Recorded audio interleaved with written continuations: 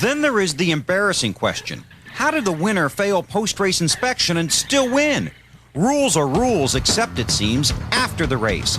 That's when two true colors of the sport emerge, gray and green. A lot of times these rule infractions happen from when the cars get off the racetrack. They've been running 500 miles, they're hot, they're a little low when they go through tech, and NASCAR busts everybody on that. Let's say we go through the high sticks and you're low. Well, I have a hard time taking a race away from a guy from doing that because he went through inspection before the race and he was legal. Well, the only way that the car got lower was if a spring settled, something like that happened. Well, how do you penalize a guy for having a spring that settled? He can't control that. Well, you better find a spring that doesn't collapse for the next time, because this one's going to cost you $500,000 for doing that. And I think that we'd go out and find springs that wouldn't do that.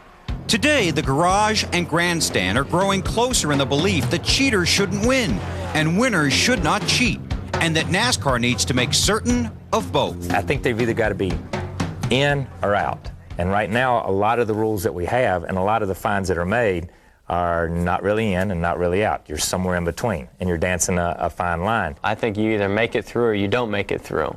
And in my mind, you either get the win or you don't get the win. Do you think, Dale, there should be a zero tolerance in post-race inspection?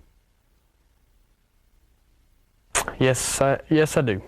I feel like there should. I mean, it's real hard for me to make that decision because I've been in that situation before. Our sport is to that point that we have to be that strict, because it is so difficult to win these races that people, I believe, are willing to take that chance and say, you know, let's pay our $25,000 fine because we need to win. If we go in there knowing that, all right, our car can't be lower than this, we'll probably start with a little bit higher just so we don't go, you know, and come across the line too low in the end. If you can't explain why your car's low, you need to get 43rd place points.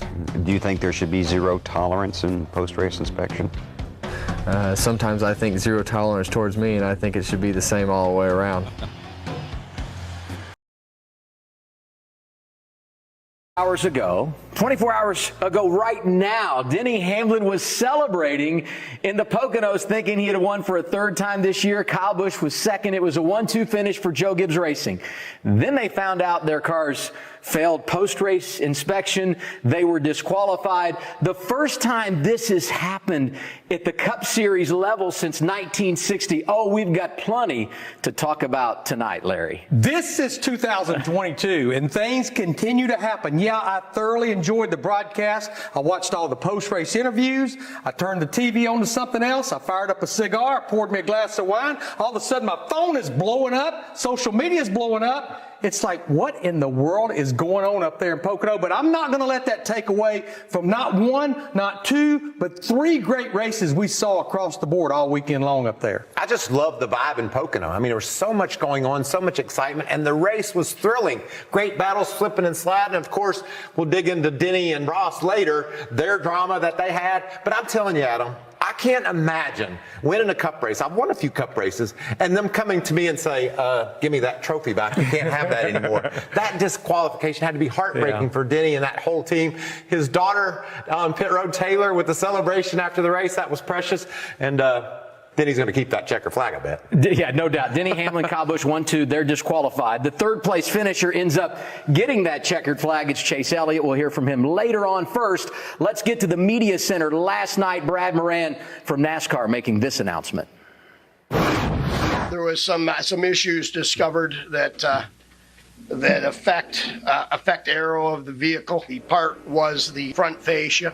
There really was no reason why there was some material that was somewhere that it shouldn't have been, and that does basically come down to a DQ. It is a penalty. Both first 11, Denny Hamlin, and the 18 of Kyle Busch been DQ'd. The teams and the owners and everybody was well aware that this new car was going to be kept with some pretty tight tolerances, and there's some areas that all of the teams are well aware that we cannot be going down the path that we had in the past with the other cars. So it is partly due with the new car, and the rules have tightened up, and you know everyone has to kind of abide by our new rules, which everybody's well aware of.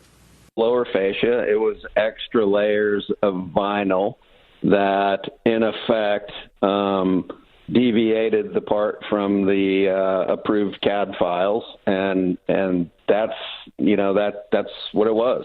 We can't inspect the entire field at that level of scrutiny, or we'd be there till about Wednesday or Thursday.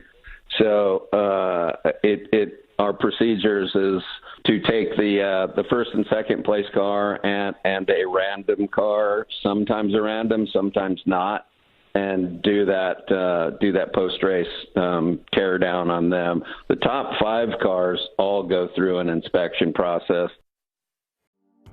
NASCAR's been around since the 40s, and we still don't even know the rules of our own fucking sport. And it's like, dude, every single fucking year we have to have some fucking bullshit. I swear to you, dude, every year in any division, there's always some rule that comes up last minute that takes a win away from somebody that deserves it, some of the rule that messes up somebody's race, whatever, ruins championships as well. I mean, this has been going on for years, dude, decades. I mean, NASCAR really needs to step up with their rules. I'm getting fed up with it, and I know a lot of majority of NASCAR fans are getting fed up with it. I particularly don't hate Chase Elliott, but the fact that he didn't lead a single lap, didn't have any speed all day, got lucky because of pit strategy, and then basically gets the win away from Denny Hamlin, who was having a great performance, by the way, straight up took that race away from Kyle Busch and had a great, emotional finish and post-race with his daughter, and they want to take that away from him. It's just bullshit, dude. In my opinion, he still has 49 career wins.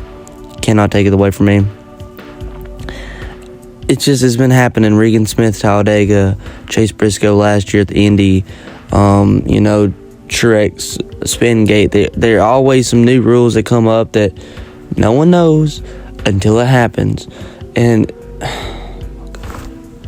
they find people for wins, they find people for losses, they find people for any damn thing. The Brad Keselowski fine is still hurting him to this day, and that happened way back in March.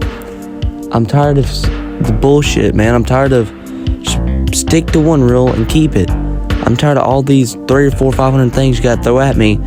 And it's like, I'm starting to believe the boomers now. Okay, NASCAR did die when Dale died. Okay, NASCAR has been dead for fucking years. It's the most deadest fucking sport there is, and nobody cares. Nobody cares. F1 will get 7 million views on a video that was uploaded 3 days ago, but NASCAR have 7 million views on the video that was uploaded 5 years ago. Brad Keselowski in his picture. It's the saddest shit ever. This sport is dying, and it's going down fucking hard.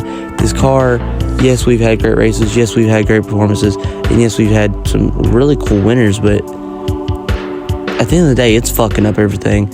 And I'm tired of these rules they had to set in place. It fucked up Brad Keselowski within a year. It fucked him up twice. And now it's fucking over JGR and the whole Gibbs organization. And I'm a Gibbs fan, so I really don't fuck with this. The bottom point I'm trying to fucking make in this video is that NASCAR needs to stick with fucking rules that they have set in place for the last 40 fucking years and keep them.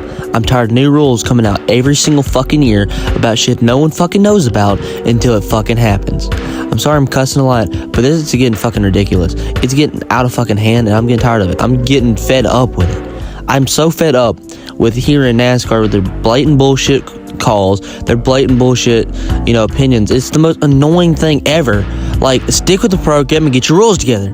But anyway, that's all I just wanted to rant about. Thank you guys so much for watching. I'm Winston. Until next time, y'all take it easy.